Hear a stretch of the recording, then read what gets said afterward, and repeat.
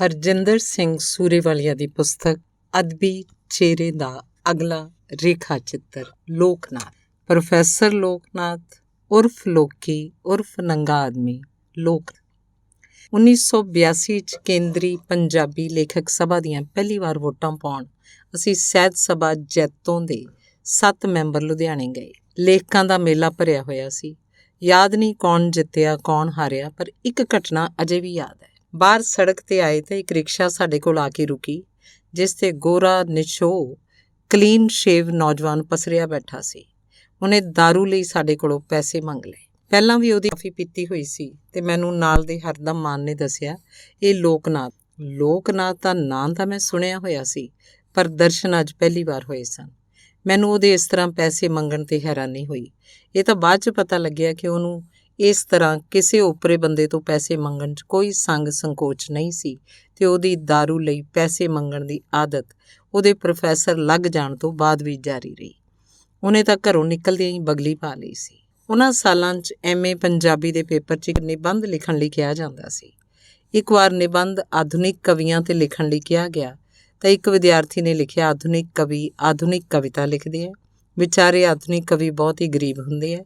ਉਹ ਲੋਕਾਂ ਤੋਂ ਪੈਸੇ ਮੰਗ ਕੇ ਦਾਰੂ ਪੀਂਦੇ ਹੈ ਤੇ ਮਲੰਗਾ ਵਾਲਾ ਜੀਵਨ ਜਿਉਂਦੇ ਹੈ। ਉਦੋਂ ਅਮਿਤੋਜ ਸਵਿਤੋਜ ਤੇ ਲੋਕਨਾਥ ਹੋਰੀ ਆਧੁਨਿਕ ਕਵੀ ਮੰਨੇ ਜਾਂਦੇ ਸੀ।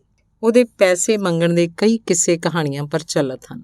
ਇੱਕ ਵਾਰ ਉਹਨੇ ਕਿਸੇ ਜਾਣੂ ਤੋਂ ਪਊਏ ਦੇ ਪੈਸੇ ਮੰਗੇ ਤਾਂ ਉਹਨੇ ਇਹ ਸੋਚ ਕੇ ਅਧੀਏ ਦੇ ਦਿੱਤੇ ਕਿ ਐਵੇਂ ਫਿਰ ਕਿਸੇ ਹੋਰ ਤੋਂ ਮੰਗਦਾ ਫਿਰੇਗਾ। ਤਾਂ ਲੋਕਨਾਥ ਨੇ ਅੱਧੇ ਪੈਸੇ ਵਾਪਸ ਮੋੜ ਦੇ ਕਿਹਾ, ਨਾ ਭਰਾਵਾ, ਸਾਡਾ ਵੀ ਕੋਈ ਦੀਨਮਾਨ ਹੈ, ਪਊਏ ਦੇ ਮੰਗੇ ਹੈ ਉਹਨੇ ਹੀ ਲਵਾਂਗਾ। ਤੇ ਇੱਕ ਦਿਨ ਉਤਰਿਆ ਹੋਇਆ ਚਿਹਰਾ ਲਈ ਇੱਕ ਸਾਥੀ ਪ੍ਰੋਫੈਸਰ ਨੂੰ ਬਾਜ਼ਾਰ 'ਚ ਮਿਲ ਪਿਆ ਤੇ ਉਹਨੂੰ ਕਹਿਣ ਲੱਗਾ, ਪ੍ਰੋਫੈਸਰ ਸਾਹਿਬ, ਮੇਰੇ ਭਾਣਜੇ ਦਾ ਮਰਡਰ ਹੋ ਗਿਆ, ਮੈਨੂੰ 200 ਰੁਪਏ ਦਿਓ, ਮੈਂ ਜਾਣਾ। ਸੁਣ ਕੇ ਉਸ ਪ੍ਰੋਫੈਸਰ ਨੇ ਤੁਰੰਤ ਹੀ 200 ਉਹਦੇ ਹੱਥ ਫੜਾ ਦਿੱਤਾ। ਅਗਲੇ ਦਿਨ ਲੋਕਨਾਥ ਨੂੰ ਪਹਿਲਾਂ ਹੀ ਕਾਲਜ 'ਚ ਬੈਠਾ ਵੇਖ ਕੇ ਹੈਰਾਨ ਰਹਿ ਗਿਆ ਤੇ ਪੁੱਛਿਆ, ਤੁਸੀਂ ਤਾਂ ਕਹਿੰਦੇ ਸੀ ਕਿ ਭਾਣਜੇ ਦਾ ਮਰਡਰ ਹੋ ਗਿਆ। ਤਾਂ ਲੋਕਨਾਥ ਨੇ ਭੋਲਾ ਜਿਹਾ ਬਣ ਕੇ ਕਿਹਾ, ਯਾਰ ਉਹ ਖਬਰ ਝੂਠੀ ਸੀ। ਲੋਕਨਾਥ ਨੇ ਬਹੁਤ ਲੋਕਾਂ ਤੋਂ ਮੰਗ ਕੇ ਦਾਰੂ ਪੀਤੀ ਤੇ ਬਹੁਤ ਹੀ ਡਿੱਗਿਆ, ਪਰ ਕਿਸੇ ਨੇ ਉਹਨੂੰ ਤਿਰਸਕਾਰਿਆ ਜਾਂ ਘਿਰਨਾ ਦੀ ਨਜ਼ਰ ਨਾਲ ਨਹੀਂ ਵੇਖਿਆ। ਉਹਨੂੰ ਉਸੇ ਰੂਪ 'ਚ ਮੰਨ ਚੁੱਕੇ ਸਨ, ਬਲਕਿ ਉਹਦੇ ਸਨਮਾਨ 'ਚ ਵੀ ਕਦੇ ਕਮੀ ਨਹੀਂ ਆਈ। ਜਿਵੇਂ ਲੋਕਾਂ ਨੂੰ ਸ਼ਿਵ ਦੀ ਦਾਰੂ ਪ੍ਰਵਾਨ ਸੀ, ਉਸੇ ਤਰ੍ਹਾਂ ਲੋਕਨਾਥ ਦੀ ਦਾਰੂ ਪੀਣੀ ਵੀ ਲੋਕਾਂ ਨੂੰ ਚੁੱਭਦੀ ਨਹੀਂ ਸੀ। ਸ਼ਾਇਦ ਸਾਡਾ ਪੰਜਾਬੀ ਕਲਚਰ ਹੀ ਦਾਰੂ ਦੀ ਪ੍ਰਵਾਨਗੀ ਦਿੰਦਾ ਹੈ। ਇੱਕ ਗੀਤ 'ਚ ਪੰਜਾਬੀ ਮੁਟਿਆਰ ਆਪਣੇ ਗੱਭਰੂ ਨੂੰ ਕਹਿੰਦੀ ਹੈ, ਲਿਆ ਮੈਂ ਤੇਰੇ ਕੇਸ ਬੰਨ੍ਹ ਦਿਆਂ, ਮੇਰੇ ਨਿੱਤ ਦਿਆ ਸ਼ਰਾਬੀਆ ਯਾਰਾ। ਲੋਕਨਾਥ ਦੇ ਤਾਂ ਕੇਸ ਹੀ ਨਹੀਂ ਸਨ, ਪਰ ਸ਼ਰਾਬੀ ਹੋਏ ਲੋਕਨਾਥ ਨੂੰ ਬਹੁਤ ਸਾਰੇ ਲੋਕਾਂ ਨੇ ਸਨਮਾਨ ਨਾਲ ਚੁੱਕਿਆ, ਸੰਭਾਲਿਆ ਜ਼ਰੂਰ। ਲੋਕਨਾਥ ਦਾ ਇੱਕ ਸ਼ਾਗਿਰਦ ਜੋ ਹੁਣ ਸਥਾਪਿਤ ਕਹਾਣੀਕਾਰ ਹੈ, ਹਾਸੇ 'ਚ ਦੱਸ ਦਿੰਦਾ ਹੈ ਕਿ ਜਦੋਂ ਪ੍ਰੋਫੈਸਰ ਸਾਹਿਬ ਜ਼ਿਆਦਾ ਟੱਲੀ ਹੁੰਦੇ ਸੀ ਤਾਂ ਅਸੀਂ ਆਪ ਹੀ ਪੈਂਟ ਦੇ ਬਟਨ ਖੋਲ੍ਹ ਕੇ ਉਹਨਾਂ ਨੂੰ ਪਿਸ਼ਾਬ ਵੀ ਕਰਵਾ ਦਿੰਦੇ ਸੀ। ਪ੍ਰੋਫੈਸਰ ਸਾਹਿਬ ਤਾਂ ਉਸ ਸਮੇਂ ਬਾਹਾਂ ਖਿਲਾਰ ਕੇ ਖੜੋ ਜਾਂਦੇ ਸਨ ਤੇ ਅਸੀਂ ਪਿਸ਼ਾਬ ਵੀ ਇੰਨੀ ਮੁਹਾਰਤ ਨਾਲ ਕਰਵਾਉਂਦੇ ਸੀ ਕਿ ਮਜਾਲ ਹੈ ਉਹਨਾਂ ਦੀ ਪੈਂਟ ਉੱਤੇ ਕੋਈ ਤੁਪਕਾ ਵੀ ਡਿੱਗ ਪਏ। ਲੋਕਨਾਥ ਦਾ ਜਨਮ ਬ੍ਰਾਹਮਣ ਪਰਿਵਾਰ 'ਚ ਅੰਮ੍ਰਿਤਸਰ ਜ਼ਿਲ੍ਹੇ ਦੇ ਪਿੰਡ ਤਰਸਿੱਕਾ 'ਚ ਹੋਇਆ। ਪਿਤਾ ਦੀਨਾਨਾਥ ਜੀ ਸਕੂਲ ਅਧਿਆਪਕ ਸਨ। ਉਹਨਾਂ ਦਾ ਇਲਾਕੇ 'ਚ ਬੜਾ ਨਾਂ ਸੀ। ਉਹ ਅੰਗਰੇਜ਼ੀ ਦੇ ਮੰਨੇ ਪ੍ਰਮੰਨੇ ਅਧਿਆਪਕ ਸਨ। ਗੁਰਸ਼ਰਨ ਭਾਜੀ ਦੀਆਂ ਬੱਚੀਆਂ ਨੂੰ ਉਹ ਘਰੇ ਟਿਊਸ਼ਨ ਪੜ੍ਹਾ ਕੇ ਆਇਆ ਕਰਦੇ ਸਨ। ਲੋਕਨਾਥ ਜਦੋਂ ਪੰਜਾਬੀ ਯੂਨੀਵਰਸਿਟੀ ਪਟਿਆਲਾ 'ਚ ਪੜ੍ਹਦਾ ਸੀ ਤਾਂ ਕਈ ਮਹੀਨੇ ਪਿੰਡ ਨਾ ਗਿਆ ਤਾਂ ਦੀਨਾਨਾਥ ਆਪ ਯੂਨੀਵਰਸਿਟੀ ਚਲੇ ਗਏ ਤੇ ਇੱਕ ਕਮਰੇ 'ਚ ਜਾ ਕੇ ਬੈਠ ਗਏ। ਇਹ ਕਮਰਾ ਕਰਤਾਰ ਸਿੰਘ ਸੂਰੀ ਦਾ ਸੀ, ਜੋ ਪੰਜਾਬੀ ਯੂਨੀਵਰਸਿਟੀ 'ਚ ਰੀਡਰ ਸਨ। ਪਰ ਦੀਨਾਨਾਥ ਨੂੰ ਕੋਈ ਪਤਾ ਨਹੀਂ ਸੀ ਕਿ ਇਹ ਸੂਰੀ ਕੌਣ ਹੈ। ਸੂਰੀ ਸਾਹਿਬ ਜਦੋਂ ਕਮਰੇ 'ਚ ਆਏ ਤਾਂ ਬਜ਼ੁਰਗ ਹੱਥ ਜੋੜ ਕੇ ਖੜੇ ਹੋ ਗਏ।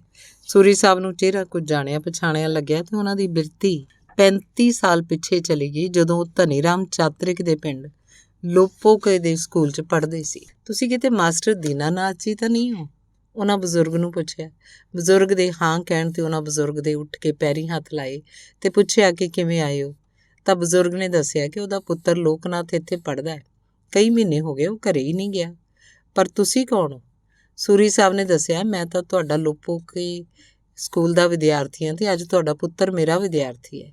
ਉਹ ਅੱਜ ਹੀ ਪਿੰਡ ਚਲਾ ਗਿਆ। ਦੀਨਾਨਾਥ ਦਾ ਗਲਾ ਭਰ ਆਇਆ ਤੇ ਉਹਨਾਂ ਸੂਰੀ ਸਾਹਿਬ ਨੂੰ ਛਾਤੀ ਨਾਲ ਲਾ ਕੇ ਭਰੇ ਗਲੇ ਨਾਲ ਕਿਹਾ, ਅੱਜ ਮੈਨੂੰ ਬਹੁਤ ਖੁਸ਼ੀ ਹੋਈ ਹੈ ਕਿ ਮੇਰਾ ਪੁੱਤਰ ਮੇਰੀ ਸ਼ਾਗਿਰਦ ਦਾ ਸ਼ਾਗਿਰਦ। ਉਹ 1961 'ਚ ਹੈਡਮਾਸਟਰ ਦੇ ਅਹੁਦੇ ਤੋਂ ਰਿਟਾਇਰ ਹੋਏ। ਉਦੋਂ ਲੋਕਨਾਥ ਦੀ ਉਮਰ 13 ਸਾਲ ਦੀ ਸੀ। ਉਹ ਤੋਂ ਵੱਡੀਆਂ 3 ਭੈਣਾਂ ਸਨ ਤੇ ਇੱਕ ਭਰਾ ਛੋਟਾ ਸੀ। ਪਰਿਵਾਰ ਆਰਥਿਕ ਤੰਗੀ ਦੀ ਮਾਰ ਹੇਠ ਆ ਗਿਆ। ਡਿਸਟ੍ਰਿਕਟ ਬੋਰਡ ਦੇ ਮੁਲਾਜ਼ਮ ਹੋਣ ਕਰਕੇ ਉਹਨਾਂ ਦੀ ਪੈਨਸ਼ਨ ਵੀ ਨਹੀਂ ਸੀ ਬੱਝੀ। ਪਿਤਾ ਜੀ ਨੇ ਕਈ ਸਾਲ ਦੀ ਕਾਨੂੰਨੀ ਲੜਾਈ ਲੜ ਕੇ ਪੈਨਸ਼ਨ ਦਾ ਹੱਕ ਹਾਸਲ ਕੀਤਾ। 3 ਕੁੜੀਆਂ ਤੋਂ ਬਾਅਦ ਜਨਮਿਆਂ ਕਰਕੇ ਘਰ ਦੇ ਉਹਨੂੰ ਸਾਂਭ ਰੱਖਦੇ, ਪਰ ਲੋਕਨਾਥ ਦਾ ਦਿਲ ਜੱਟਾਂ ਦੇ ਮੁੰਡਿਆਂ ਸੰਗ ਹੁੜਦੁੰਗ ਮਚਾਉਣ ਨੂੰ ਕਰਦਾ। ਉਹ ਲੋਚਦਾ ਕਿ ਉਹ ਵੀ ਉਹਨਾਂ ਵਾਂਗ ਮੱਝਾਂ ਚਾਰੇ, ਨਹਿਰ 'ਚ ਨਹਾਵੇ, ਮੱਛੀਆਂ ਫੜੇ, ਪਰ ਘਰ ਦੇ ਉਹਨੂੰ ਇਹ ਖੁੱਲ੍ਹਾ ਨਾ ਦਿੰਦੇ। ਲੋਕਨਾਥ ਨੇ 10ਵੀਂ ਜਮਾਤ ਪਹਿਲੇ ਦਰਜੇ 'ਚ ਪਾਸ ਕੀਤੀ ਤਾਂ ਉਹਨੂੰ Khalsa college Amritsar non medical group 'ਚ ਦਾਖਲ ਕਰਵਾ ਦਿੱਤਾ ਗਿਆ। ਪਰ ਪ੍ਰੈਪ 'ਚ ਹੀ ਉਹਦੀ ਹਿਸਾਬ 'ਚ ਕੰਪਾਰਟਮੈਂਟ ਆ ਗਈ ਤੇ ਉਹ ਸਾਇੰਸ ਛੱਡ ਆਰਟਸ ਵਿੱਚ ਚਲਾ ਗਿਆ ਤੇ ਕਾਲਜ ਦੀਆਂ ਸੱਭਿਆਚਾਰਕ ਗਤੀਵਿਧੀਆਂ 'ਚ ਹਿੱਸਾ ਲੈਣ ਲੱਗਾ। ਨਾਟਕਾਂ 'ਚ ਰੁਚੀ ਹੋਣ ਕਰਕੇ ਉਹ ਗੁਰਸ਼ਰਨ ਭਾਜੀ ਦੇ ਸੰਪਰਕ 'ਚ ਆ ਗਿਆ। ਉਹਨਾਂ ਦੀ ਨਾਟਕ ਮੰਡਲੀ ਦਾ ਮੈਂਬਰ ਬਣ ਗਿਆ। ਉਹਨਾਂ ਅਨੇਕਾਂ ਹੀ ਸਫਲ ਨਾਟਕਾਂ ਦਾ ਮੰਚਨ ਕੀਤਾ। 1969 'ਚ ਸ੍ਰੀ ਗੁਰੂ ਨਾਨਕ ਦੇਵ ਜੀ ਦੀ 500ਵੀਂ ਜਨਮ ਸ਼ਤਾਬਦੀ ਮੌਕੇ ਉਹਨੇ ਭਾਜੀ ਦੇ ਪ੍ਰਸਿੱਧ ਨਾਟਕ ਜਿਨ ਸੱਚ ਪੱਲੇ ਹੋਏ ਦੇ ਵਿੱਚ ਰੋਲ ਅਦਾ ਕੀਤਾ, ਜਿਹਦੇ ਅਨੇਕਾਂ ਹੀ ਸ਼ੋਅ ਕੀਤੇ ਗਏ। ਅਮਰੀਕੀ ਲੇਖਕ ਰਿਸਕਨ ਕਾਰਡਵੈਲ ਦੇ ਪ੍ਰਸਿੱਧ ਨਾਟਕ ਤੰਬਾਕੂ ਰੋਡ ਦਾ ਪੰਜਾਬੀ ਰੂਪਾਂਤਰਨ ਵੀਰਾਨ ਧਰਤੀ ਵੀਰਾਨ ਲੋਕ ਕੀਤਾ, ਜਿਸ ਵਿੱਚ ਲੋਕਨਾਥ ਨੇ ਪ੍ਰਸਿੱਧ ਕਲਾਕਾਰ ਜੋੜੀ ਹਰਭਜਨ ਜੱਬਲ ਤੇ ਜਤਿੰਦਰ ਕੌਰ ਨਾਲ ਕੰਮ ਕੀਤਾ। ਇਸ ਵਿੱਚ ਟੁੱਟਦੀ ਕਿਸਾਨੀ ਦੀ ਬਾਤ ਪਾਈ ਗਈ ਸੀ। ਨਾਨਕ ਸਿੰਘ ਦੇ ਨਾਵਲ ਤੇ ਆਧਾਰਿਤ ਨਾਟਕ ਕੋਈ ਹਰਿਆ ਬੂਟ ਰੇਹੂਰੀ ਵਿੱਚ ਉਹਨੇ ਬੇਰੁਜ਼ਗਾਰ ਸਤੀਸ਼ ਦਾ ਰੋਲ ਕੀਤਾ। ਐਕਟਰਾਂ ਵਰਗੀ ਸ਼ਕਲ ਸੂਰਤ ਵਾਲੇ ਲੋਕਨਾਥ ਤੇ ਇੱਕ ਜੱਟਾਂ ਦੀ ਕੁੜੀ ਮੋਹਿਤ ਹੋ ਗਈ, ਪਰ ਉਹ ਉਹਨੂੰ ਵਰ ਨਾ ਸਕਿਆ। ਖਾੜਕੂਵਾਦ ਦਾ ਦੌਰ ਸੀ। ਢੱਟੇ ਵਾਲੀ ਬੜਕ ਤਾਂ ਮਾਰ ਬੈਠਾ ਸੀ, ਪਰ ਪੰਡਤਾਂ ਦਾ ਹੋਣ ਕਾਰਨ ਮੋਕ ਵੀ ਮਾਰ ਗਿਆ ਸੀ। ਜਦੋਂ ਮੁਕਤਸਰ ਕਾਲਜ ਵਿੱਚ ਪ੍ਰੋਫੈਸਰ ਲੱਗ ਗਿਆ ਤਾਂ ਕੁੜੀ ਆਪ ਹੀ ਆਪਣੇ ਵੱਡੇ ਭਰਾ ਨੂੰ ਲੈ ਕੇ ਉਸ ਕੋਲ ਆ ਗਈ ਸੀ। ਲੋਕਨਾਥ ਨੇ ਉਹਨਾਂ ਨੂੰ ਆਪਣੇ ਪਿਤਾ ਜੀ ਨੂੰ ਮਨਾਉਣ ਲਈ ਆਖਿਆ, ਪਰ ਕੁੜੀ ਦਾ ਪਿਤਾ ਸਿਰ ਫੇਰ ਗਿਆ ਤੇ ਇਹ ਡਰਾਵਾ ਵੀ ਦੇ ਦਿੱਤਾ ਕਿ ਉਹਦੇ ਛੋਟੇ ਮੁੰਡੇ ਦੇ ਖਾੜਕੂਆਂ ਨਾਲ ਸੰਬੰਧ ਹਨ। ਬਾਕੀ ਆਪਣਾ ਭਲਾ ਬੁਰਾ ਤੁਸੀਂ ਆਪ ਹੀ ਸੋਚ ਲਓ। ਤੇ ਵਿਚਾਰਾ ਸਾਬਕਾ ਨਕਸਲੀਆ ਸਬਰ ਦਾ ਘੁੱਟ ਭਰ ਕੇ ਰਹਿ ਗਿਆ। ਘਰ ਦੇ ਤਾਂ ਪਹਿਲਾਂ ਹੀ ਆਪਣੀ ਬਰਾਦਰੀ 'ਚ ਵਿਆਹ ਕਰਾਉਣ ਲਈ ਜ਼ੋਰ ਪਾ ਰਹੇ ਸੀ। ਲੜਕੀ ਤਾਂ ਉਹਨਾਂ ਨੇ ਪਹਿਲਾਂ ਹੀ ਦੇਖੀ ਹੋਈ ਸੀ। ਭਰਾ ਦੇ ਸਾਲੇ ਦੀ ਸਾਲੀ ਸੀ। ਲੋਕਨਾਥ ਨੇ ਬਿਨਾਂ ਉਜ਼ਰ ਕੀਤੇ ਤੁਰੰਤ ਉਸ ਊਸ਼ਾ ਨਾਂ ਦੀ ਲੜਕੀ ਨਾਲ ਫੇਰੇ ਲੈ ਲਏ। ਫੇਰੇ ਤਾਂ ਲੈ ਲਏ, ਪਰ ਫਿਰ ਉਹ ਉਹਨੂੰ ਲੈਣ ਹੀ ਨਾ ਗਿਆ। ਥੱਕ ਹਾਰ ਕੇ 2 ਮਹੀਨੇ ਬਾਅਦ ਲੋਕਨਾਥ ਦੀ ਭਰਜਾਈ ਆਪ ਹੀ ਵਹੁਟੀ ਨੂੰ ਲੈ ਕੇ ਮੁਕਤਸਰ ਆ ਪਹੁੰਚੀ ਤਾਂ ਸ਼੍ਰੀਮਾਨ ਜੀ ਦਾ ਕੋਈ ਪਤਾ ਨਾ ਲੱਗੇ ਕਿ ਕਿਹੜੇ ਹਰਨਾਂ ਦੇ ਸਿੰਗੀ ਜੜੇ ਹੋਏ ਆ। ਸੁਖਮੰਦਰ ਸਿੰਘ ਲਾਇਬ੍ਰੇਰੀਅਨ ਨੇ ਆਪਣੇ 2-3 ਮੁੰਡਿਆਂ ਨੂੰ ਭਜਾਇਆ ਕਿ ਕਿਤੋਂ ਵੀ ਲੋਕਨਾਥ ਨੂੰ ਲੱਭ ਕੇ ਲਿਆਓ। ਸ਼ਹਿਰ ਦੇ ਸਭ ਠੇਕੇ ਅਹਾਤੇ ਛਾਣ ਮਾਰੇ। ਲੋਕਨਾਥ ਆਪਣੇ ਯਾਰ ਹਰਪਾਲ ਕੌਰ ਦੇਸੀ ਦਾਰੂ ਦਾ ਸੁਖਮੰਦਰ ਸਿੰਘ ਨੇ ਇੱਕ ਬਕ ਪਤਨੀ ਨੇ ਉਹਨਾਂ ਨੂੰ ਆਪਣੀ ਕੋਠੀ ਦੇ ਚੁਬਾਰੇ ਰਹਿਣ ਲਈ ਦੇ ਦਿੱਤੇ। ਪੰਜਾਬ ਦੇ ਹਾਲਾਤ ਬਹੁਤ ਹੀ ਖਰਾਬ ਚੱਲ ਰਹੇ ਸਨ। ਕੁਝ ਮਹੀਨਿਆਂ ਬਾਅਦ ਕਾਲਜ ਦੇ ਹੈੱਡ ਕਲਰਕ ਕਿਰਪਾ ਰਾਮ ਦੀ ਕਿਰਪਾ ਸਦਕਾ ਉਹਨਾਂ ਨੂੰ ਫਾਟਕੋਂ ਪਾਰ ਹਿੰਦੂ ਬਹੁ ਗਿਣਤੀ ਵਾਲੇ ਇਲਾਕੇ ਦੀ ਠੇਕੇ ਵਾਲੀ ਗਲੀ 'ਚ ਕਿਰਾਏ ਦਾ ਮਕਾਨ ਮਿਲ ਗਿਆ ਤੇ ਪ੍ਰੋਫੈਸਰ ਦੀ ਗ੍ਰਸਤ ਦੀ ਗੱਡੀ ਰੁੜਨੀ ਸ਼ੁਰੂ ਹੋ ਗਈ। ਲੋਕਨਾਥ ਨੇ ਊਸ਼ਾ ਦਾ ਨਾਂ ਬਦਲ ਕੇ ਮਾਲਤੀ ਰੱਖ ਲਿਆ, ਕਿਉਂਕਿ ਉਹਦੀ ਇੱਕ ਭੈਣ ਦਾ ਨਾਂ ਵੀ ਊਸ਼ਾ ਹੀ ਸੀ। ਮਾਲਤੀ ਨੇ ਮਾਲਣ ਬਣ ਕੇ ਲੋਕਨਾਥ ਨੂੰ ਪਾਲਿਆ ਸੰਭਾਲਿਆ। ਲੋਕਨਾਥ ਵਰਗੇ ਅਥਰੇ ਘੋੜੇ ਨੂੰ ਕਾਬੂ ਕਰਨਾ ਕੋਈ ਆਸਾਨ ਕੰਮ ਨਹੀਂ ਸੀ, ਪਰ ਮਾਲਤੀ ਨੇ ਸਬਰ, ਸਮਝ ਤੇ ਸਿਆਣਪ ਨਾਲ ਲੋਕਨਾਥ ਨੂੰ ਸਾਂਭ ਲਿਆ। ਪਿਛਲੇ 10 ਸਾਲਾਂ ਤੋਂ ਮਾਲਤੀ ਦੀ ਅੱਖਾਂ ਦੀ ਜੋਤ ਘਟ ਰਹੀ ਹੈ, ਪਰ ਉਹਨੇ ਇਹਦਾ ਲੋਕਨਾਥ ਨੂੰ ਕਦੇ ਅਹਿਸਾਸ ਹੀ ਨਹੀਂ ਹੋਣ ਦਿੱਤਾ। ਹੁਣ ਜਦੋਂ ਲੋਕਨਾਥ ਦੇ ਦੰਦ ਰੋਟੀ ਚਬਾਉਣ ਦੇ ਕਾਬਲ ਨਹੀਂ ਰਹੇ ਤਾਂ ਮਾਲਤੀ ਉਹਨੂੰ ਛੋਟੀਆਂ-ਛੋਟੀਆਂ ਬੁਰਕੀਆਂ ਬਣਾ ਕੇ ਦਿੰਦੀ ਹੈ। ਨਕਸਲਵਾਦ ਦੇ ਦੌਰ ਵਿੱਚ ਉਹਦਾ ਸਬੰਧ ਜਾਂ ਨੇੜਤਾ ਕਈ ਨਕਸਲੀਆਂ ਨਾਲ ਰਹੀ, ਪਰ ਕਿਸੇ ਵੱਡੇ ਐਕਸ਼ਨ 'ਚ ਨਾ ਆਇਆ ਹੋਣ ਕਾਰਨ ਬਚਤ ਹੁੰਦੀ ਰਹੀ। 3 ਜਨਵਰੀ 1972 ਨੂੰ ਉਹਨੂੰ ਮੀਸਾ ਲਾ ਕੇ ਗ੍ਰਿਫਤਾਰ ਕਰਕੇ ਅੰਮ੍ਰਿਤਸਰ ਦੀ ਸੈਂਟਰਲ ਜੇਲ੍ਹ 'ਚ ਸੁੱਟ ਦਿੱਤਾ ਗਿਆ ਸੀ, ਪਰ ਸਪਸ਼ਟ ਕੋਈ ਕੇਸ ਨਾ ਬਣਦਾ ਹੋਣ ਕਰਕੇ ਉਹ 9 ਅਪ੍ਰੈਲ ਨੂੰ ਹੀ ਰਿਹਾ ਹੋ ਗਿਆ ਸੀ। ਅਮਿਤੋਜ ਸਵਿਤੋਜ ਵਰਗੇ ਜਿੱਥੇ ਉਹਦੇ ਮਲੰਗ ਕਵੀ ਦੋਸਤ ਸਨ, ਉੱਥੇ ਉਹਨੂੰ ਵੱਡੇ ਬੰਦਿਆਂ ਜਿਵੇਂ ਡਾਕਟਰ ਵਿਸ਼ਵਨਾਥ ਤਿਵਾੜੀ ਤੇ ਡਾਕਟਰ ਬਲਬੀਰ ਸਿੰਘ ਵਰਗੇ ਵਿਦਵਾਨਾਂ ਦੀ ਸਰਪ੍ਰਸਤੀ ਵੀ ਹਾਸਲ ਰਹੀ ਹੈ। ਨਕਸਲਵਾਦ ਸਮੇਂ ਉਹ ਡਾਕਟਰ ਬਲਬੀਰ ਸਿੰਘ, ਜੋ ਹਿੰਦੂ ਸ਼ਾਸਤਰ ਤੇ ਸਿੱਖ ਸ਼ਾਸਤਰ ਦੇ ਮਹਾਨ ਗਿਆਤਾ ਤੇ ਪੰਜਾਬੀ ਦੇ ਪ੍ਰਸਿੱਧ ਕਵੀ ਭਾਈ ਵੀਰ ਸਿੰਘ ਦੇ ਭਰਾ ਸਨ, ਕੋਲ ਦੇਹਰਾਦੂਨ ਰਿਹਾ। ਲੋਕਨਾਥ ਨੇ ਆਪਣੀ MA ਤੱਕ ਦੀ ਪੜ੍ਹਾਈ ਮਿਲਣ ਵਾਲੇ ਵਜ਼ੀਫਿਆਂ ਜਾਂ ਮਿਹਰਬਾਨ ਪ੍ਰਸ਼ੰਸਕਾਂ ਦੀ ਮਦਦ ਸਦਕਾ ਹੀ ਕੀਤੀ। ਜਦੋਂ ਪੰਜਾਬੀ ਯੂਨੀਵਰਸਿਟੀ ਪਟਿਆਲਾ ਵਿਖੇ BA ਆਨਰਸ ਵਿੱਚ ਸੀ ਤਾਂ ਉਹਨੂੰ 110 ਰੁਪਏ ਵਜ਼ੀਫਾ ਮਿਲਦਾ ਸੀ। 100 ਰੁਪਏ ਗੁਰਸ਼ਰਨ ਭਾਜੀ ਦਿੰਦੇ ਸਨ। ਕੁਝ ਚਿਰ ਉਹਨੇ ਪੰਜਾਬੀ ਯੂਨੀਵਰਸਿਟੀ ਦੀ ਕਲਰਕੀ ਵੀ ਕੀਤੀ ਸੀ। BA ਆਨਰਸ ਕਰਨ ਤੋਂ ਬਾਅਦ ਲੋਕਨਾਥ ਨੇ ਦਿੱਲੀ ਯੂਨੀਵਰਸਿਟੀ ਤੋਂ MA ਕਰਨ ਦਾ ਮਨ ਬਣਾਇਆ। ਉਨੀ ਦਿਨੀ ਗੁਰਦੇਵ ਸਿੰਘ ਰੁਪਾਣਾ ਵੀ ਯੂਨੀਵਰਸਿਟੀ ਦੇ ਹੋਸਟਲ 'ਚ ਰਹਿ ਕੇ PhD ਕਰ ਰਿਹਾ ਸੀ ਤੇ ਲੋਕਨਾਥ ਉਸ ਕੋਲ ਚਲਾ ਗਿਆ। ਅਗਲੇ ਦਿਨ ਰੁਪਾਣਾ ਉਹਨੂੰ ਡਾਕਟਰ ਹਰਭਜਨ ਸਿੰਘ ਕੋਲ ਲੈ ਗਿਆ ਤੇ ਬੋਲਿਆ, ਡਾਕਟਰ ਸਾਹਿਬ ਪਛਾਣੋ ਮੁੰਡੇ ਨੂੰ। ਤਾਂ ਹਰਭਜਨ ਸਿੰਘ ਨੇ ਨਾਂ 'ਚ ਸਿਰ ਮਾਰ ਦਿੱਤਾ। ਰੁਪਾਣੇ ਨੂੰ ਗੱਲ ਬੜੀ ਫੁਰਦੀ ਹੈ। ਕਹਿਣ ਲੱਗਾ, ਡਾਕਟਰ ਸਾਹਿਬ ਤੁਸੀਂ ਸਰੀਰਕ ਰੂਪ 'ਚ ਨਹੀਂ ਮਿਲੇ ਪਰ ਕਵਿਤਾ ਰਾਹੀਂ ਜ਼ਰੂਰ ਮਿਲੇ ਹੋ। ਇਹ ਹੈ ਲੋਕਨਾਥ, ਆਪਣੇ ਕੋਲ MA ਕਰਨੀ ਚਾਹੁੰਦਾ ਹੈ। ਡਾਕਟਰ ਸਾਹਿਬ ਨੇ ਲੋਕਨਾਥ ਨੂੰ ਜੱਫੀ 'ਚ ਲੈ ਲਿਆ ਤੇ MA 'ਚ ਦਾਖਲਾ ਦੇਣ ਦਾ ਵਾਅਦਾ ਕੀਤਾ। ਪਰ ਲੋਕਨਾਥ ਦੀ ਕਿਸਮਤ ਵਿੱਚ ਤਾਂ ਚੰਡੀਗੜ੍ਹ ਦੀਆਂ ਰੋਟੀਆਂ ਖਾਣੀਆਂ ਲਿਖੀ। ਉਹਨੇ 1978 'ਚ ਪੰਜਾਬੀ ਦੀ MA ਯੂਨੀਵਰਸਿਟੀ 'ਚੋਂ ਪਹਿਲੇ ਸਥਾਨ 'ਤੇ ਰਹਿ ਕੇ ਪਾਸ ਕੀਤੀ। ਪੰਜਾਬ ਯੂਨੀਵਰਸਿਟੀ 'ਚ ਉਹਦੀ ਨੇੜਤਾ ਦੀਪਕ ਮਨਮੋਹਨ, ਅਮਿਤੋਜ ਕੁਮਾਰ ਵਿਕਲ, ਸ਼ੁਕੀਨ ਸਿੰਘ ਪੱਤਰਕਾਰ, ਡਾਕਟਰ ਗੌਤਮ ਆਦਿ ਨਾਲ ਸੀ ਤੇ ਉਹਨੂੰ ਯੂਨੀਵਰਸਿਟੀ ਦਾ ਬੱਚਾ ਜਾਣਦਾ ਸੀ। ਭਾਈ ਵੀਰ ਸਿੰਘ ਡਿਪਾਰਟਮੈਂਟ 'ਚ ਲੋਕਨਾਥ ਨੂੰ UGC ਦੀ ਫੈਲੋਸ਼ਿਪ ਮਿਲੀ ਹੋਈ ਸੀ ਤੇ ਡਾਕਟਰ ਵਿਸ਼ਵਨਾਥ ਤਿਵਾੜੀ ਉਹਦੇ ਗਾਈਡ ਸਨ। ਉਹਦਾ ਟੌਪਿਕ ਸੀ ਆਧੁਨਿਕ ਪੰਜਾਬੀ ਕਵਿਤਾ ਦਾ ਮਾਰਕਸਵਾਦੀ ਸੋਝ ਸ਼ਾਸਤਰ ਦੀ ਦ੍ਰਿਸ਼ਟੀ ਤੋਂ ਅਧਿਐਨ। ਇੱਕ ਦਿਨ ਡਿਪਾਰਟਮੈਂਟ 'ਚ ਪਰਚੇ ਪੜ੍ਹੇ ਜਾ ਰਹੇ ਸਨ ਤੇ ਡਾਕਟਰ ਅਤਰ ਸਿੰਘ ਤੇ ਡਾਕਟਰ ਰਘਬੀਰ ਸਿੰਘ ਪ੍ਰਧਾਨਗੀ ਮੰਡਲ 'ਚ ਬੈਠੇ ਸਨ ਤਾਂ ਲੋਕਨਾਥ ਨੇ ਡਾਕਟਰ ਅਤਰ ਸਿੰਘ ਨੂੰ ਸੰਬੋਧਨ ਕਰਕੇ ਕਿਹਾ, ਇਹ ਕਿਉਂ ਜ਼ਰੂਰੀ ਹੈ ਕਿ ਕਿਸੇ ਸੰਕਲਪ ਨੂੰ ਪਰਿਭਾਸ਼ਿਤ ਕਰਨ ਵਾਸਤੇ ਕਿਸੇ ਸਥਾਪਿਤ ਵਿਦਵਾਨ ਦਾ ਕਥਨ ਕੋਡ ਕੀਤਾ ਜਾਏ। ਹਾਲ 'ਚੋਂ ਇੱਕ ਵਿਦਿਆਰਥੀ ਦੀ ਆਵਾਜ਼ ਆਈ, ਤੂੰ ਨਾ ਕਰੀ ਕਿਸੇ ਨੂੰ ਕੋਡ ਤੇ ਨਤੀਜਾ ਵੇਖ ਲਈ। ਲੋਕਨਾਥ ਨੇ ਕਿਹਾ, ਜਦੋਂ PhD ਕਰਾਂਗਾ ਤਾਂ ਸਭ ਨਿਯਮ ਤੇ ਸੰਕਲਪ ਭੰਨ ਦੇਵਾਂਗਾ। ਉਸ ਸਮੇਂ ਪ੍ਰਧਾਨਗੀ ਮੰਡਲ 'ਚ ਬੈਠਾ ਅਤਰ ਸਿੰਘ ਮਨ ਹੀ ਮਨ ਮੁਸਕਰਾ ਰਿਹਾ ਸੀ ਕਿ ਨਿਯਮ ਤੇ ਸੰਕਲਪ ਤਾਂ ਬਚੂ ਤੂੰ ਤਾਂ ਭੰਨੇਗਾ ਜੇ ਤੈਨੂੰ ਅਸੀਂ PhD ਕਰਨ ਦੇਵਾਂਗੇ। ਤੇ ਸੱਚਮੁੱਚ ਹੀ ਬੁੱਧੀਜੀਵੀ ਲੋਕਨਾਥ ਬੁੱਧੀਜੀਵੀਆਂ ਦਾ ਲਾਇਸੈਂਸ PhD ਦੀ ਡਿਗਰੀ ਨਹੀਂ ਲੈ ਸਕਦਾ। ਡਾਕਟਰ ਤਿਵਾੜੀ ਦਾ ਮਰਡਰ ਹੋ ਗਿਆ ਸੀ ਤੇ ਜਦੋਂ ਆਪਣਾ ਥੀਸਿਸ ਲੈ ਕੇ ਅਤਰ ਸਿੰਘ ਕੋਲ ਗਿਆ ਤਾਂ ਉਹਨੇ ਪਹਿਲੀ ਗੱਲ ਇਹੀ ਕਹੀ ਕਿ ਜਿਹੜਾ ਕੁਝ ਪੰਡਿਤ ਤਿਵਾੜੀ ਕੋਲ ਲਿਖਿਆ ਹੈ ਉਹ ਸਾਰਾ ਪਾੜ ਦੇ ਪੰਡਤਾ।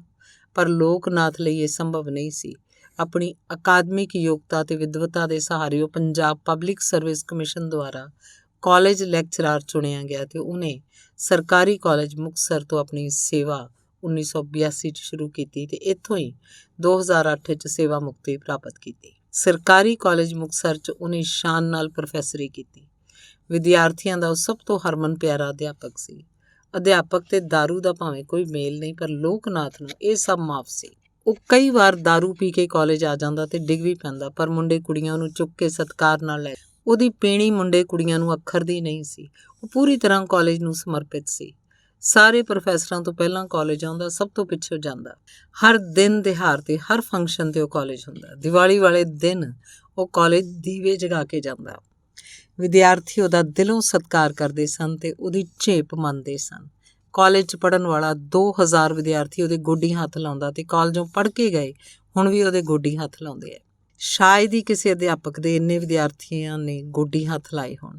ਲੋਕਨਾਥ ਦੇ ਗੋਡਿਆਂ ਨੂੰ ਨਜ਼ਰ ਲੱਗੀ ਲੱਗਦੀ ਹੈ, ਤਾਂ ਹੀ ਤਾਂ ਹੁਣ ਇੰਨਾ ਦਰਦ ਕਰਦੇ ਹੈ। ਇੱਕ ਵਾਰ ਕਾਲਜ 'ਚ ਕੋਈ ਸਮਾਗਮ ਚੱਲ ਰਿਹਾ ਸੀ।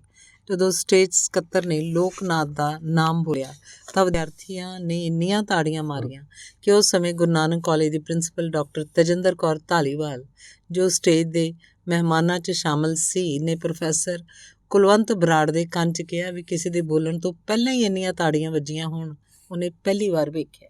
ਉਸ ਦੀ ਹਰਮਨ ਪਿਆਰਤਾ ਦਾ ਸਬੂਤ ਉਹਦੀ ਰਿਟਾਇਰਮੈਂਟ ਵਾਲੇ ਦਿਨ ਵੀ ਵੇਖਣ ਨੂੰ ਮਿਲਿਆ। 31 ਦਸੰਬਰ 2008 ਨੂੰ ਕੜਾਕੇ ਦੀ ਸਰਦੀ ਵਾਲੇ ਦਿਨ ਮੁੰਡੇ ਕੁੜੀਆਂ ਆਪੋ ਆਪਣੇ ਸਕੂਟਰ, ਮੋਟਰਸਾਈਕਲ ਤੇ ਕਾਰਾਂ ਲੈ ਕੇ ਆਏ ਤੇ ਖੁੱਲ੍ਹੀ ਜਿਪਸੀ 'ਚ ਹਾਰਾਂ ਨਾਲ ਲੱਦੇ ਲੋਕਨਾਥ ਨੂੰ ਸੈਂਕੜੇ ਮੋਟਰਸਾਈਕਲ ਤੇ ਗੱਡੀਆਂ ਦਾ ਕਾਫਲਾ ਢੋਲ ਢਮੱਕੇ ਨਾਲ ਜਦੋਂ ਉਹਨੂੰ ਘਰੇ ਛੱਡਣ ਗਿਆ ਤਾਂ ਹਰ ਕੋਈ ਪੁੱਛ ਰਿਹਾ ਸੀ ਕਿ ਲੋਕਨਾਥ ਨੇ ਕਿਹੜੀ ਚੋਣ ਜਿੱਤੀ ਹੈ।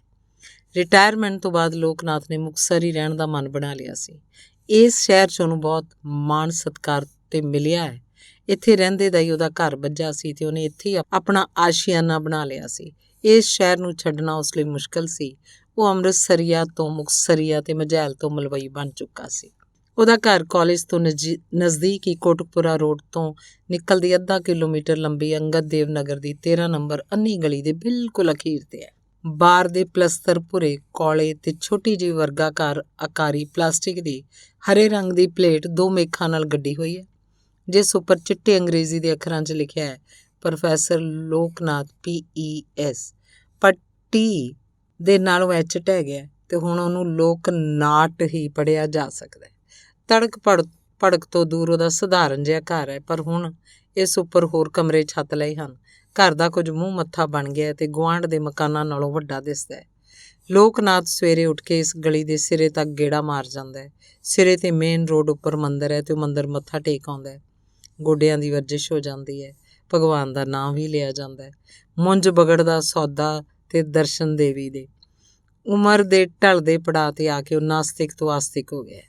ਇੱਕ ਨਾਸਤਿਕ ਵਿਅਕਤੀ ਮਰਨ ਲੱਗਿਆ, ਰੱਬ ਦਾ ਨਾਂ ਲੈਣ ਲੱਗਿਆ ਤਾਂ ਕਿਸੇ ਨੇ ਪੁੱਛਿਆ ਵੀ ਸਾਰੀ ਉਮਰ ਤਾਂ ਤੂੰ ਰੱਬ ਨੂੰ ਨਹੀਂ ਮੰਨਿਆ ਤੇ ਹੁਣ ਕਿਉਂ?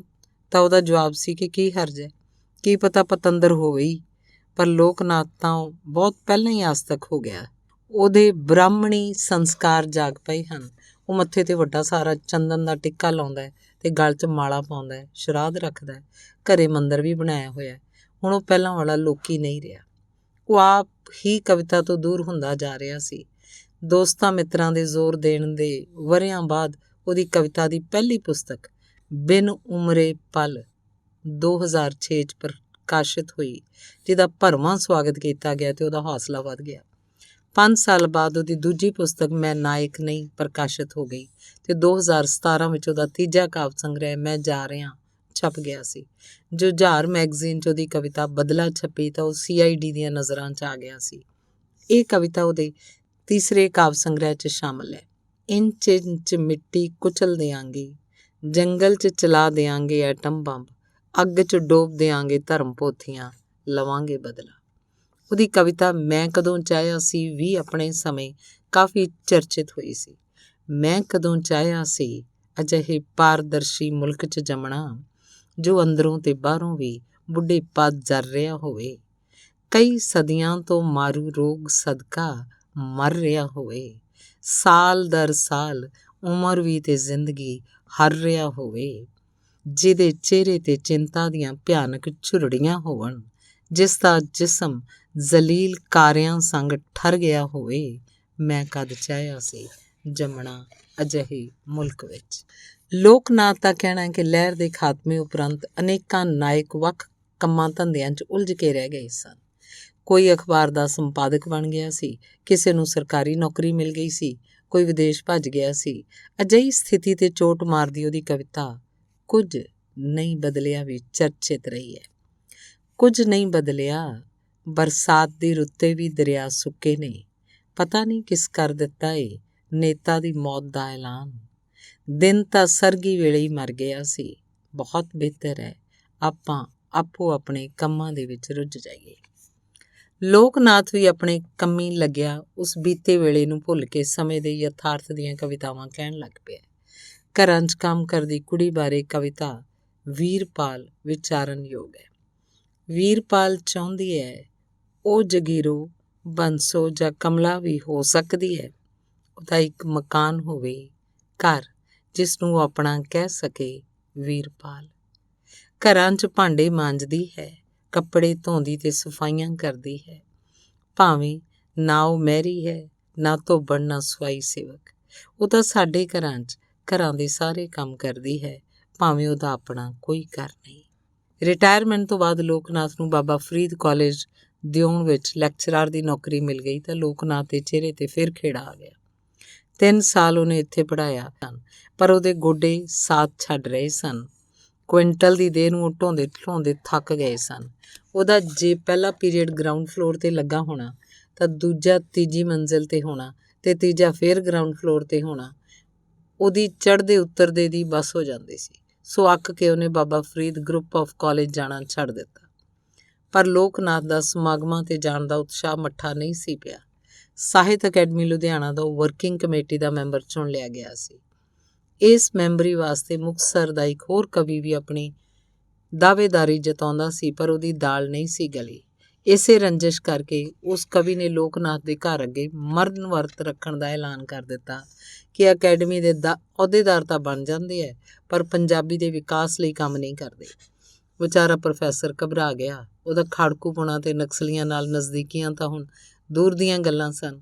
ਉਹਨੇ ਲੇਖਕਾਂ ਮਿੱਤਰਾਂ ਕੋਲ ਫਰਿਆਦਾਂ ਕੀਤੀਆਂ ਕਿ ਉਸ ਸਨਕੀ ਕਵੀ ਨੂੰ ਰੋਕਿਆ ਜਾਏ ਤੇ ਅੱਗੇ ਤੋਂ ਕਿਸੇ ਸਭਾ ਸੁਸਾਇਟੀ ਦਾ ਅਹੁਦਾ ਨਾ ਲੈਣ ਦਾ ਪ੍ਰਣ ਕਰ ਲਿਆ। ਉਹ ਹਮੇਸ਼ਾ ਹੀ ਵਿਦਿਆਰਥੀਆਂ ਦਾ ਚਹੇਤਾ ਬਣਿਆ ਰਿਹਾ। ਜਦੋਂ ਮਰਜ਼ੀ ਜਿੱਥੇ ਮਰਜ਼ੀ ਵਿਦਿਆਰਥੀ ਉਹਦੇ ਦਸਤਖਤ ਕਰਵਾ ਲੈਂਦੇ ਸੀ। ਪ੍ਰੋਫੈਸਰਾਂ ਤੋਂ ਵੱਧ ਉਹ ਵਿਦਿਆਰਥੀਆਂ ਦੇ ਨੇੜੇ ਰਿਹਾ। ਉਹਦਾ ਦਾਰੂ ਦਾ ਸ਼ੌਕ ਅਖੀਰ ਤੱਕ ਬਣਿਆ ਰਿਹਾ। ਅਮਰੀਕ ਸਿੰਘ ਸਰਕਾਰੀ ਕਾਲਜ ਮੁਕਤਸਰ ਦਾ ਪ੍ਰਿੰਸੀਪਲ ਬਣ ਕੇ ਆ ਗਿਆ ਸੀ।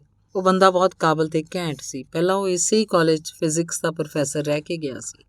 ਕਿਸੇ ਵੀ ਕਲਾਸ ਵਿੱਚ ਜਾ ਕੇ ਉਹ ਬਿਨਾਂ ਤਿਆਰੀ ਤੋਂ ਕਿਤੋਂ ਵੀ ਪੜ੍ਹਾ ਸਕਦਾ ਸੀ। ਉਹਦਾ ਕੱਦ 6 ਫੁੱਟ ਤੋਂ ਵੱਧ, ਗੋਰਾ ਰੰਗ, ਦਗਦਗ ਕਰਦਾ ਚਿਹਰਾ, ਪਰ ਇੱਕ ਅੱਖ ਦਾ ਆਨਾ ਪੱਥਰ ਦਾ। ਉਹਦੇ ਹਰ ਵਕਤ ਭੂਰੇ ਰੰਗ ਦੇ ਸ਼ੀਸ਼ਿਆਂ ਵਾਲੀ ਨਜ਼ਰ ਦੀ ਐਨਕ ਲੱਗੀ, ਪਰ ਉਹਦੀਆਂ ਅੱਖਾਂ 'ਚ ਅੱਖਾਂ ਪਾ ਕੇ ਵੇਖਣ ਦੀ ਜੁਰਤ ਕੋਈ ਵੀ ਨਹੀਂ ਸੀ ਕਰਦਾ। ਕਾਲਜੀ ਏਟਾਂ ਦੇ ਤੋਂ ਲੱਫੜ ਵੀ ਜੜ ਦਿੰਦਾ ਸੀ ਤੇ ਵਿਦਿਆਰਥੀ ਤਾਂ ਕੀ, ਉਹ ਤੋਂ ਪ੍ਰੋਫੈਸਰ ਵੀ ਤਰਹਿੰਦੇ ਸਨ।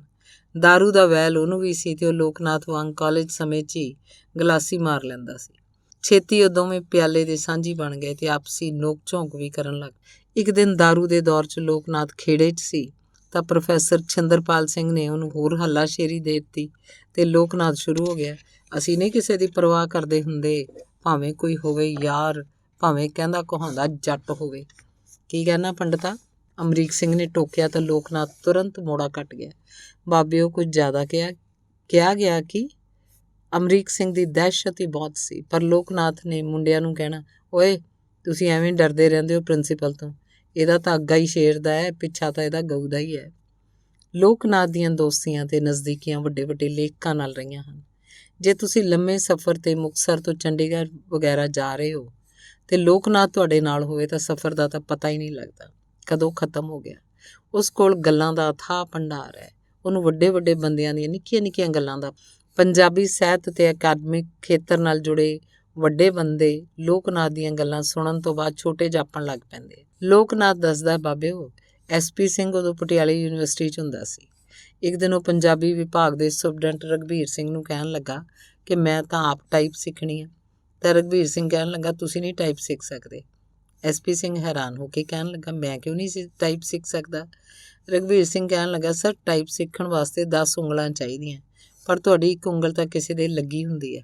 ਤੁਸੀਂ ਪੰਜਾਬ ਦੇ ਕਿਸੇ ਵੀ ਸ਼ਹਿਰ ਕਸਬੇ ਚਲੇ ਜਾਓ, ਜੇ ਤੁਹਾਡੇ ਨਾਲ ਲੋਕਨਾਥ ਹੈ ਤਾਂ ਚਿੰਤਾ ਕਰਨ ਦੀ ਲੋੜ ਨਹੀਂ।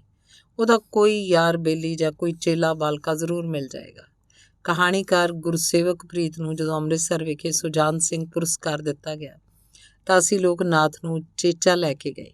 ਸਮਾਗਮ ਤੋਂ ਬਾਅਦ ਪ੍ਰੀਤ ਨਗਰ ਵੇਖਣ ਦਾ ਪ੍ਰੋਗਰਾਮ ਬਣ ਗਿਆ। ਉੱਥੇ ਲੋਕਨਾਥ ਨੂੰ ਵੇਖ ਕੇ ਮੁਖਤਿਆਰ ਗਿੱਲ ਨੂੰ ਚਾਅ ਚੜ੍ਹ ਗਿਆ।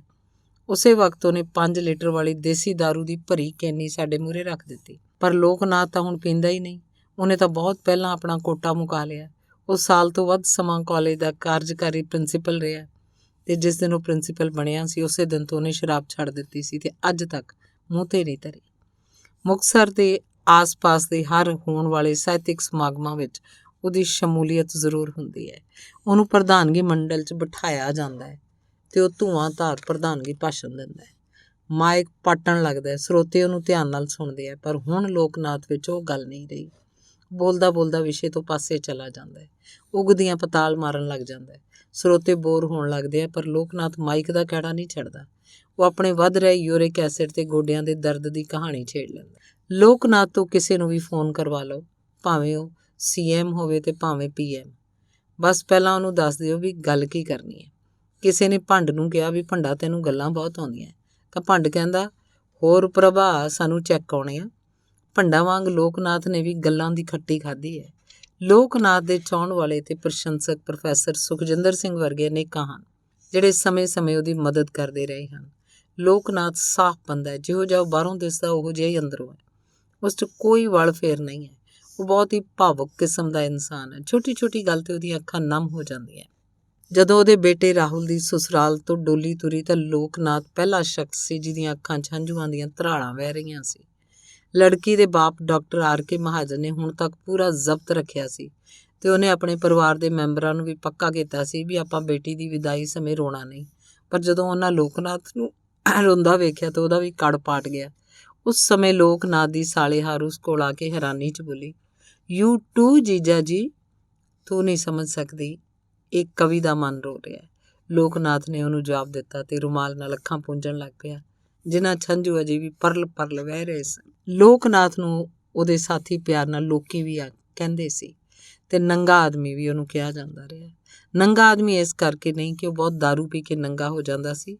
ਪ੍ਰਸਿੱਧ ਅਮਰੀਕੀ ਲੇਖਕ ਜਾਂ ਪੌਲ ਸਾਰਤਰ ਦੇ ਨਾਟਕ ਫਲਾਈਜ਼ ਮੱਖੀਆਂ ਦਾ ਗੁਰਸ਼ਰਨ ਭਾਜੀ ਨੇ ਪੰਜਾਬੀ ਰੂਪਾਂਤਰਣ ਕਰਕੇ ਖੇਡਿਆ। ਇਹਦਾ ਨਾਂ ਸੀ ਜਦੋਂ ਰੌਸ਼ਨੀ ਹੁੰਦੀ ਹੈ, ਤੇ ਇਸ 'ਚ ਇੱਕ ਨੰਗੇ ਆਦਮੀ ਦਾ ਪਾਤਰ ਹੈ ਜੋ ਹਮੇਸ਼ਾ ਹੀ ਨੰਗਾ ਰਹਿੰਦਾ ਹੈ ਤੇ ਸੱਚ ਬੋਲਦਾ ਹੈ। ਇਸ ਨੰਗੇ ਆਦਮੀ ਦਾ ਰੋਲ ਲੋਕਨਾਥ ਨੇ ਕੀਤਾ ਸੀ ਤੇ ਇੰਨਾ ਵਧੀਆ ਕੀਤਾ ਸੀ ਕਿ ਲੋਕਨਾਥ ਨੂੰ ਹੀ ਨੰਗਾ ਆਦਮੀ ਕਹਿਣ ਲੱਗ ਪਏ ਸਨ। ਲੋਕਨਾਥ ਵਾਕਈ ਨੰਗਾ ਆਦਮੀ ਹੈ, ਉਸ ਵਿੱਚ ਕੋਈ ਲੁੱਕ ਲਪੇਟ ਨਹੀਂ ਹੈ। ਬਾਅਦ ਦੀ ਲਿਖਤ ਲੋਕਨਾਥ ਨੇ ਪੰਜਾਬੀ ਸਾਹਿਤ ਤੇ ਅਕਾਦਮਿਕਤਾ ਨਾਲ ਸੰਬੰਧਿਤ ਅਨੇਕਾਂ ਹੀ ਵੱਡੇ ਲੋਕਾਂ ਦਾ ਸਾਥ ਮਾਣਿਆ ਹੋਣ ਕਰਕੇ ਦੋਸਤਾਂ ਮਿੱਤਰਾਂ ਦੇ ਕਹਿਣ 'ਤੇ ਉਹਨੇ ਵਾਰਤਕ ਦੀਆਂ 2 ਪੁਸਤਕਾਂ ਦੀ ਰਚਨਾ ਵੀ ਰਿਟਾਇਰਮੈਂਟ ਤੋਂ ਬਾਅਦ ਹੀ ਕੀਤੀ ਹੈ। ਉਹਦੀ ਸਵੈ ਜੀਵਨੀ ਦਾ ਪਹਿਲਾ ਭਾਗ ਲੋਕਨਾਥ ਵਾਇਆ ਤਰਸਿਕਾ ਛਪ ਚੁੱਕੀ ਹੈ। ਇਹਦਾ ਅਧੂਰਾ ਭਾਗ ਹਨੇਰੀ ਰਾਤ 'ਚ ਬਲਦਾ ਚਿਰਾਗ ਵੀ ਜਲਦੀ ਛਪ ਕੇ ਆ ਰਿਹਾ ਹੈ। ਸ਼ੂਕ ਦੇ ਦਰਿਆ ਪੁਸਤਕ ਵਿੱਚ ਉਹਦੇ ਸੰਪਰਕ 'ਚ ਰਹੇ ਲੇਖਕਾਂ ਦੇ ਰੇਖਾ ਚਿੱਤਰ ਹਨ। ਧੰਨਵਾਦ।